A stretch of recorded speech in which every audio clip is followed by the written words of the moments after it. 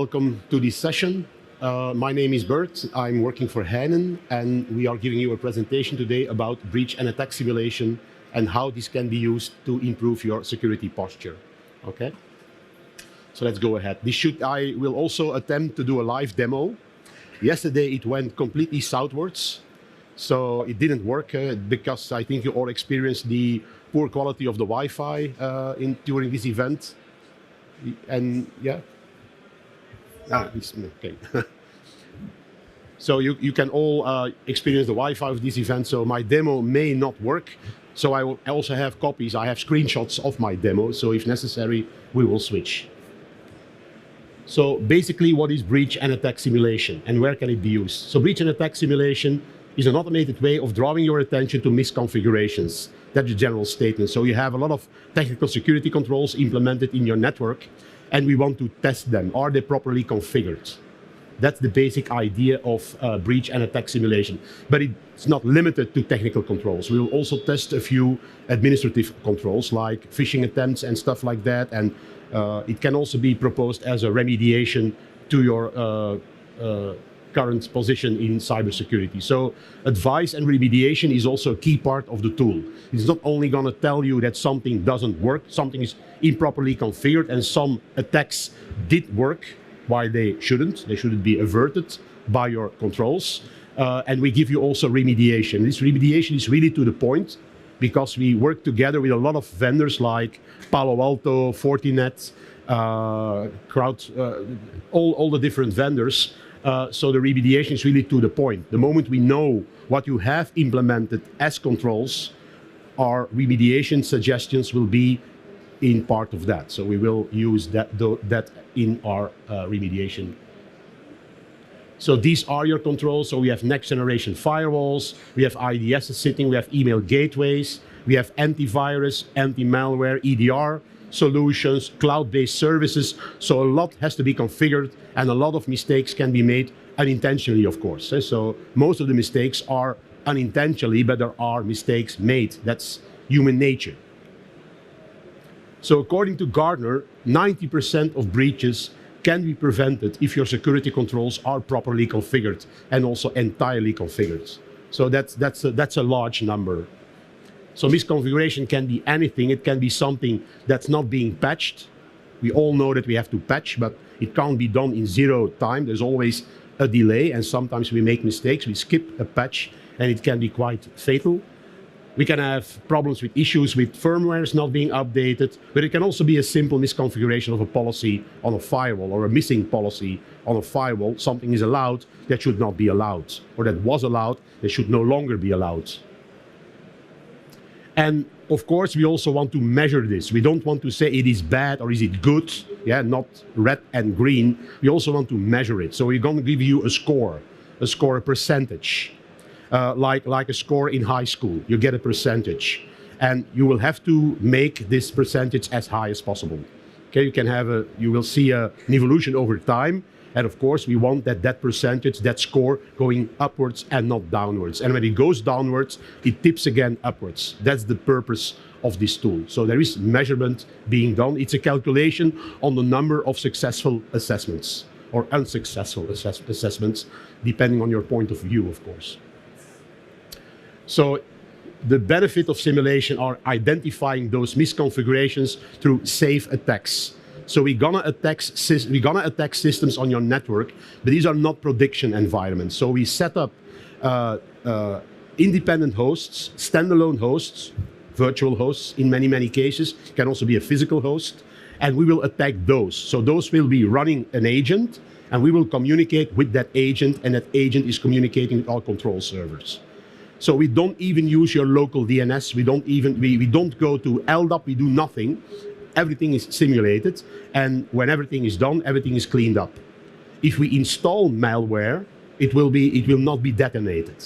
So we do an attempt to detonate it, but we don't do it actually. Okay, so it's a completely safe environment that we will use to attack your systems. So we have a scoring mechanism, which is very important, and you can do this on a continuously basis. In sharp contrast with pen testing, the frequency of a tool for breach and attack simulation is much more frequently executed.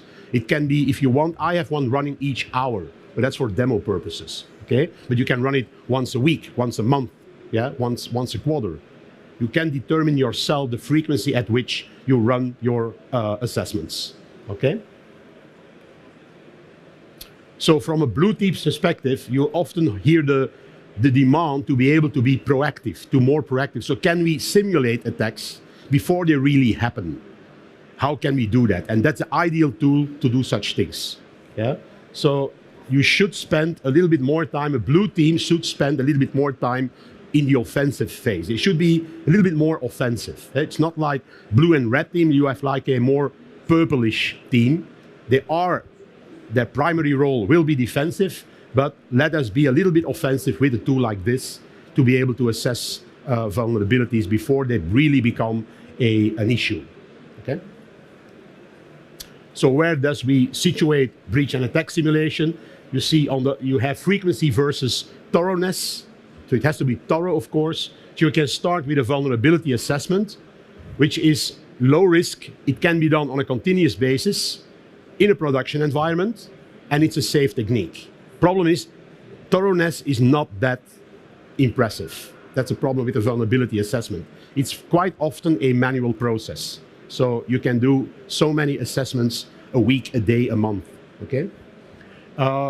Pre-deployment security testing can also be done. It's quite thorough, and it's also very safe because it is done pre-deployment. So it's not operational yet, so we can do whatever we like. If we crash something, we bring it up again, we rebuild it, and we start from scratch.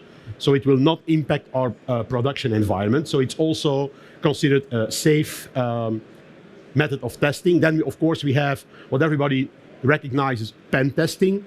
With pen testing, the frequency is fairly low, yeah? But the complexity is quite high, and there is also a certain amount of risk going on with pen testing. Certainly if you're going to attack live systems to see if you can extract data from your database, for instance, there's always a small risk that you will do something that might crash the host of that database with sometimes major consequences. And then we have our breach and attack simulation, which is basically the best you can do. We have a higher frequency, we are thorough, and we are safe. And the good news is, so you can install a solution like this on your premises on a permanent basis and determine yourself the frequency, doing everything yourself. But at Heynen, we also offer this as a managed service. We are a managed service provider for Keysight. Yeah, so you can determine basically the frequency. You are in control of the frequency. You are in control of the frequency and the number of agents. You can say, I buy a license for one agent every once a month. Or I can buy it, you basically buy agent days. And you can have more agents deployed than active. So even with a license for 1 or 5 agents, if you have like 20 trust zones, typically we deploy an agent for each trust zone. If you have like 20 trust zones, you can have an agent pre-installed on those 20 trust zones and using 5 at a time. And those can switch. See, so it's quite flexible. So now I will go into a demo and I will attack one of our systems and you will see how this works in reality. Let's hope I have sufficient internet speed to do so. So this is the portal. It's a cloud portal in this case, but you can also have it on-prem. So people who have security concerns that they can't use solutions like this from the cloud, you can also install everything on-prem. So then there is completely independence from the internet. This is going across the internet. So we are simulating a dark cloud, and from the dark cloud, we will contact your agents deployed in your network, okay? So let me go one step back that you have, because I think I have, voila. So this is what we have installed. So we have Azure, we have AWS, we have a headquarter, and we have 2 branch offices. So they're all considered different trust zones with different policies that apply. So we are really testing those policies that you have installed, okay? So that's why it's sufficient to have 1 agent per trust zone. See, so we deploy 1 agent in each trust zone. And then we're gonna test if this is sufficiently protected with your controls. So that's my dark cloud. My dark cloud is running DNS servers, communication and control servers. Everything is from the dark cloud. Everything we need, we onboard in our dark cloud, and that's the only communication you will see with the agent. There are some assessments that you can also simulate horizontal movement in your network, but it's you that decide. You can decide to launch an attack between a branch 1 and headquarters, for instance, to see if that is sufficiently protected, yes or no. Depending how the communication will take place, because in this scenario, all communication is protected by the firewall. Yeah? But sometimes it's not the case. There are internal routers who are less protected. So this is my portal, and I'm now in the section agents. So these are my agents. So I have 5 agents deployed. They're all deployed on VMware. Yeah? Some of them are Linux Dockers, so it can be a Docker, it can be native Linux, it can be Windows, it can be Mac OS. Yeah? So we have solutions and installers for all those products. Today we're going to attack a Windows machine, this one. We're going to attack this one, which is located in headquarters. So that's a machine that's being brought up, that's being installed by our IT team with exactly the same policies as a usual desktop would be. So you have like a security standard, or you should have a security standard for laptops, for workstations. So that security policy you're gonna apply on this machine as well.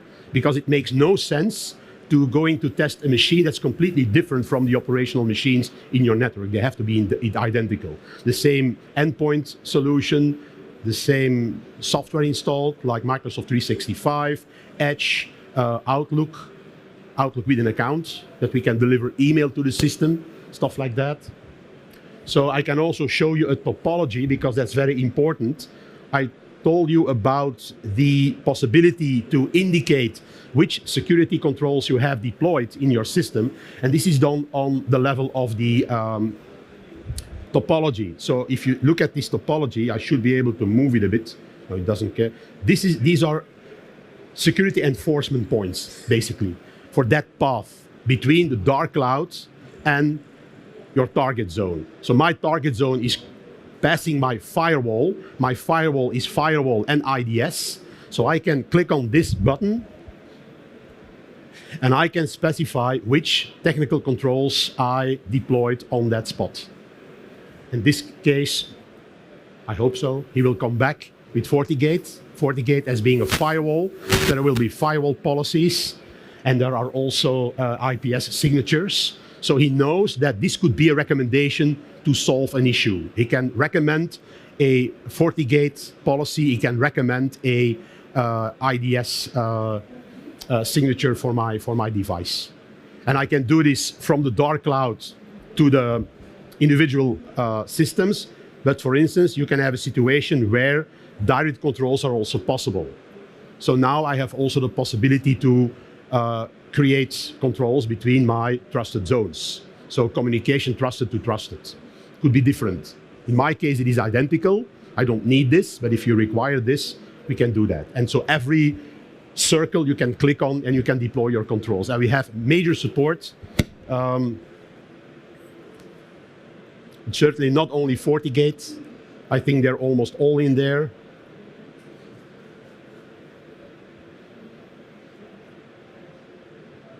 Doesn't like to.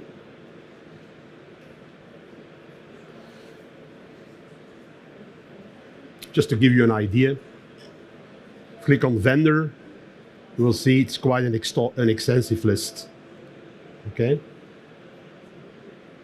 They're all almost all present. All the major players are present. So next, I'm going to have to select an assessment. Yeah? I can create a scenario. I need a scenario. I'm deploying not an assessment, I'm deploying a scenario. But the scenario can be one assessment. Today, my scenario will be containing just one assessment. And you see many assessments available. I will go to this view. It's more list view of all my assessments. We have over 20K assessments. And that's the beauty of Keysight. They are very responsive. if a new vulnerability is detected, a new attack technique has been discovered, it takes roughly between 3 and 4 hours to come up with a assessment that can be deployed to test it, that you're vulnerable with it.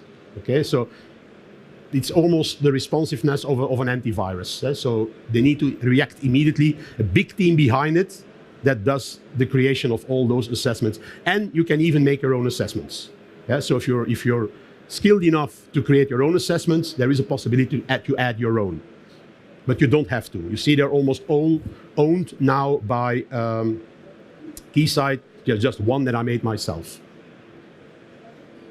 So we have data exfiltration. Yeah. Data exfiltration assessment. If you click on details, you get a detailed report what we basically do. You have an idea of the complete kill chain, what will be attempted. Okay, so if I roll up this, these are so we see we're gonna extract a zip file, we're gonna extract an exe file, we're gonna see that we are able to upload this file to a Dropbox account, if this would work. And if you say we have our own file format and we made our firewall intelligent that he can detect our files being uploaded, you can add your own files. So you can add your own file type, and we can also test that one. So the level of configuration is really up to you.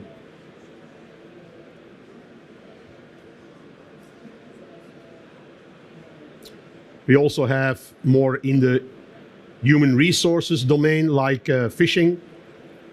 We have phishing, email security phishing, this one, spear phishing. And when it is related to a CVE, it is immediately made clear to which CVE the assessment will take into account, and the severity, of course, from the CVE database. What we're going to do today is something different. We're going to test a kill chain. We're going to use this one. So Windows platforms, kill chain assessments, and in that one we have something which is called hunting challenge. Yeah. So we're going to try to deploy a Trojan. We're going to try to deploy a Trojan on this Linux, on this Windows host, that will be able to exfiltrate data, whatever I want. It's a backdoor. It's a Trojan that we will try to deploy. The deployment tactic will be email, so it will be sent by email. We assume someone will click on it, and all hell breaks loose. So I will show you the details in my presentation. It's easier to read. Where am I? This was my backup. So this is basically what the kill chain attack will do. So the user will receive an email with a malicious link. He will download a zip file through Edge. So when he click on it, he will start downloading a zip file through Edge. The zip file will extract a Word document, and in that Word document we have a macro. And the macro will basically install the Trojan, the red software. It will also rename itself so that you don't see it, that it is red. And then you will also apply some host firewall rules to be able to communicate with the command and control center server of the hacker. It adds itself as an auto-run process. It establishes communication with the CNC server, and now everything is open. So now the adversary can dig into the system and on the search for sensitive documents and upload those to the command and control center. And so we will do all those steps, and we hope to fail somewhere. Okay? Today we will fail already at the delivery phase. We will already fail at the download through Edge, because my Microsoft Defender will block this. Now you can tick a box in the assessment, if you select it, to continue anyway. So to see what happens if my Microsoft Defender would be shut down by something else. That's always a possibility. I didn't do that today because otherwise it will take too long to complete. Some assessments are very, very quick to execute. Some assessments can take minutes because we have to wait, otherwise it's not natural. You need to be natural, so you need to timeout sometimes, put in some waiting time to be able to act, to let the system react as if it would be a normal attack. So normally I should click to the plus sign to add it to my assessment, but I have already prepared it. So it is already, it exists already as an assessment. Yeah, so, and I can run my assessment when I want, on demand. This assessment has also been scheduled, so you can also schedule this assessment. And so when I click on it, you will see that it will start running. Let's give it an attempt. If I would be able to show you now the desktop, you can see the email arriving in the Outlook. You will see Edge opening, you will see someone clicking on the link, Edge opening, downloading the file. You can see all those actions, like someone is behind the keyboard. Okay? I can't do that because I have to open a VPN to be able to access the host, basically, and this will never work. So I will show you the slide you can see. So now it's running, can take a while, but I already have results. So let me not wait on these results. I will show you pre-existing results. So these are my results. You see, delivery, dark clouds, yeah. Then exploitation. I think now it's still showing me the one that's already running. But you will basically get this.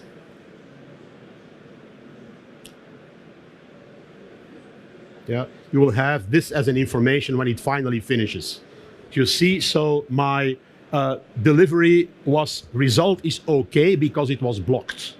So you have to reverse your opinion on green and red and fail and pass, because it's the complete opposite of what we normally expect. And when the delivery fails, it's a good result. When the delivery works, it's a bad result. And I can click on, I can go to my details if you want to know exactly in which phase it failed. And so you can see that it failed. The phishing attempt failed because the phishing attempt worked. The malicious mail arrived in the user's mailbox. But when the user clicked on the link, Microsoft Defender blocked it. So this is basically what this tool can do for you. But we have way more sophisticated attacks. And so this always has to be configured in function of what your company is doing, the sensitivity of your data, where that data is being stored. But I think our arsenal of 20,000 attack vectors should be sufficient to test basically everything. And if it doesn't, we can come up with something that we build ourselves. If it's very, very special, we can even do that. Okay, so this is what you would have seen on the desktop of the host running the agent. So this is a host, I repeat, completely identical to all the other hosts, except it's not a production machine. If we for some reason, it never happened until now, but if for some reason we will crash this device, there's no one behind it. Production will not be impacted. So you see that my email was delivered in my mailbox. It was considered a junk mail, but that's an agreement with Microsoft 365, that it's classified as junk and not as spam, yeah? Because spam sometimes get immediately deleted, junk typically doesn't. And then you see on the right, if I open my message center of Windows 11, you will see that MS Defender blocked my downloads. So this is a successful, an unsuccessful phishing attempt combined with a successful blockage by my Microsoft Defender. And I can ask to continue. So I can simulate what would happen if my Microsoft Defender would not block the download. And then it continues. Of course, because we depend on Word, this can only work when Word is also installed on this system. So you have to really install. Otherwise, an attempt using, if you're not using Word in the company, which is quite unlikely, but if you don't use Word, yeah, a Word-based attack won't be a problem that you have to assess.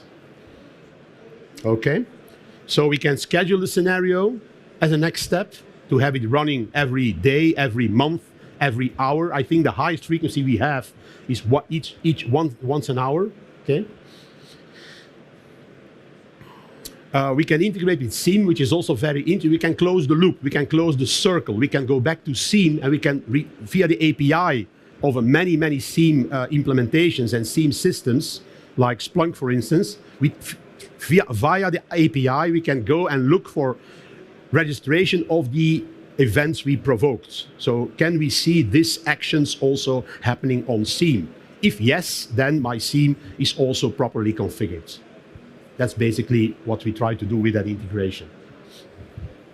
Also integrations with EDR software to know what the capacities. Then if we integrate, we know what the capabilities of that tool offer, so we can use it again in our remediations.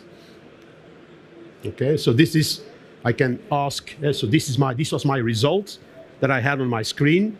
I ask for a recommendation report.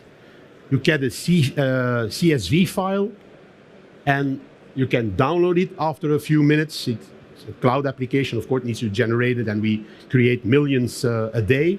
So you can download it, and then you will basically end up with something like this. Okay, and we don't forget the human factor. We will, in this case, because it was a phishing attempt, was also included in the assessment. So we will also suggest that you will train your people with exercises, with awareness training, to be able to recognize those phishing attempts. So if it's in a junk folder, it should already be a first sign not to click on it. Okay. We suggest firewall rules because we know there is a firewall, so we can suggest a firewall rule to be implemented to block the download. Okay. So this is the end of my presentation. If you have questions, we are at the booth of Heynen, so we can show you everything in great detail. Also with multiple scenarios. This is basically a demo environment, but you can expect something like this from a dashboard. So you will see the score, but I don't gonna have a lot of scores. It's only one scenario running once an hour. So, and one of them is failing. So I have a security score, an overall prevention score of 50%. This is way too low, okay? It should be like at American universities, at least 68, 70%, and preferably more than 80%, okay? But this will not go higher because there is only one system running and one test running. And I know it's a fake test, so I know what will happen. It will not improve. If I block my phishing attempt, if I would be able to block my phishing attempt, I will go up to 100% at once. But that's also quite optimistic, 100% score, of course. Okay, so if you have any more questions, please go to the booth of Heynen. There is the QR code on the screen. If you have your smartphone with you, please use it. It's a quiz, and you can win a wireless headset from GBL. So not something bad, something from Alibaba, but something real quality. And you will be contacted by Keysight if you have one. There's one winner each day. So please scan this QR code, fill in the questionnaire, and then you're automatically enrolled for the quiz. Okay? So further questions, Heynen booth. Not so far away, by the way. Thank you.